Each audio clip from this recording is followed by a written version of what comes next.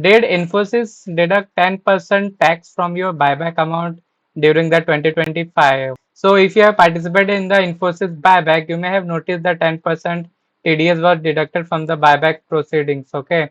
So if you got more than 10,000 buyback amount, so 10% TDS is applicable to you during that time and that rules. Okay. So many shareholders are now wondering whether they can claim the amount. So yes, you can claim the amount, and for that you everything is done, guys, under everything is filled in 26 AS form and all. Okay, it will be visible in your income tax portal as well, so don't worry, you just have to file the income tax e-filing online only, and then the end you will see that amount will be in the minus. See, tax paid will be positive and the refund amount will be negative. Negative means it is payable to you from the government to you. Okay, so at this time I am recording the video. I can show you. See, this is the record date and all. This is the estimated settlement date. Okay, 3rd December 2025. So what happened is, if I go to my income tax returns, so the website is not working due to maintenance, guys, but this is temporary unavailable as the portal is currently in maintenance, guys. So not without wasting the time, I will tell you that just log into the income tax portal using your PAN number, and then further you will have to select the e-filing option online, and then select the correct assessment year, which will be 2026 to 2027, and then further you will have to choose ITR form number 2, because you are involved in share market and not any businesses, and you are getting salary as well.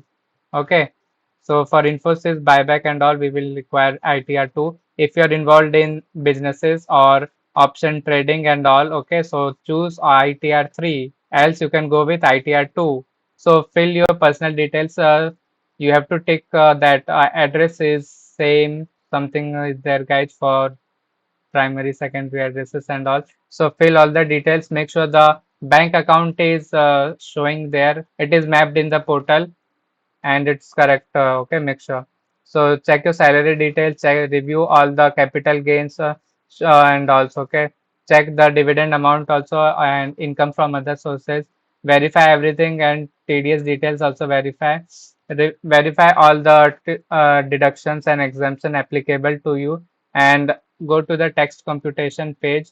The portal will automatically calculate the tax liability or the refund if you are eligible for the refund. Okay, so review the entire returns again and double check all the information before proceeding to submit.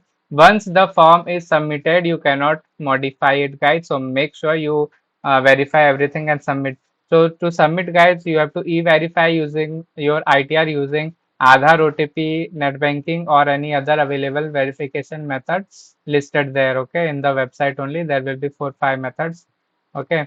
Finally, download the ITR file. It will be like download the receipt and just download it. What I can show you is I have filled the form and I can show you that.